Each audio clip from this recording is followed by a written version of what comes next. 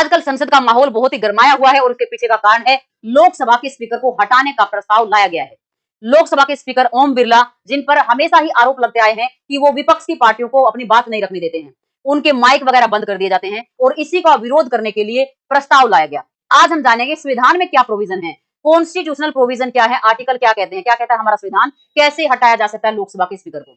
इसके लिए हमें दो अनुच्छेद पढ़ने हैं, दो आर्टिकल। एक है आर्टिकल संख्या 94 का सी, 94 मतलब 94 का तीसरा भाग, और उसमें कहा गया लोकसभा के स्पीकर को हटाने के लिए बहुमत कैसा चाहिए बताया गया। और दूसरा, लोकसभा के स्पीकर को अगर हटाना है सबसे पहले कम से कम 50 सदस्यों को साइन करना पड़ेगा उस प्रस्ताव पे जो प्रपोजल लाया गया है। तो 50 सदस्यों का तो जो क्राइटेरिया वो पूरा हो चुका है, एक ज्यादा लोगों ने साइन कर दिए हैं लोकसभा के सदस्यों ने। तो पहले वाला हो गया, इसके बाद नोटिस जारी किया जाएगा। नोटिस भी जारी किया जा चुका है ओम बिरला के लिए।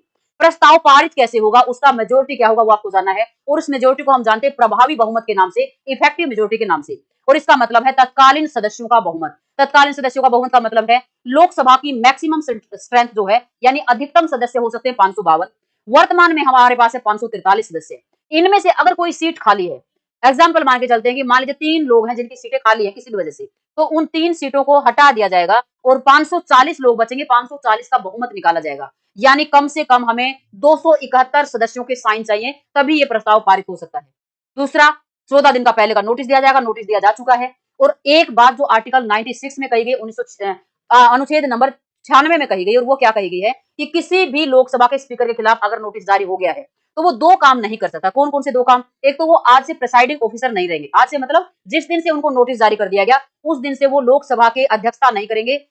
आ सकते हैं लोकसभा में, आएंगे, बैठेंगे, कार्रवाई में काम करेंगे, कार्रवाई में भाग लेंगे as a member of Lok Sabha, उस पर कोई रोक नहीं है, लेकिन वो अध्यक्षता नहीं कर सकते। और दूसरा काम है लोकसभा के स्पीकर के पास एक निर्णायक मत का ऑप्शन होता है, कास्टिंग वोट का। इसका मतलब है कोई बिल आया, नॉर्मल कंडीशन में स्पीकर कभी भी वोटिंग नहीं करते हैं। नोटिस आने से अगर पहले की बात करेंगे नॉर्मल कंडीशन की, उनके पास वो वोटिंग नहीं करते, वो वोटिंग एक ही कंडीशन में करेंगे, कोई बिल आया है और उसमें विपक्ष में भी उतने ही मतलब इतने ही लोग हैं जो चाहते हैं कि पास हो और उतने ही लोग हैं कि चाहते हैं ना पास हो, यानी बिल जब टाई हो जाता है तो स्पीकर अपना वोट करेगा, उसको हम कहते हैं निर्णायक मत। लेकिन जब नोटिस जारी हो गया किसी भी स्पीकर के खिलाफ तो निर्णायक मत का प्रयोग वो नहीं कर सकते। नॉर्मल जो बाकी सदस्य वोटिंग करेंगे ऐसे ही वोटिंग राइट इनके पास भी रहेगा। अगली बातें जानते हैं कि क्या ये भारत के इतिहास में पहली बार ऐसा हुआ है कि किसी लोकसभा के स्पीकर को हटाने का प्रस्ताव लाया गया हो। तो आप कहेंगे कि ऐसा नहीं है, इससे पहले भी ये चौथा मामला, इससे पहले भी 3 बार ऐसे प्रस्ताव लाए गए। और पहला प्रस्ताव तो हमारे लोकसभा के प्रथम स्पीकर के खिलाफ ही लाया गया और साल था 1954 का।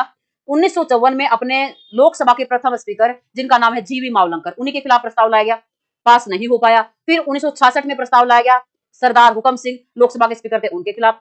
तीसरा प्रयास फिर किया गया 1987 में, और उस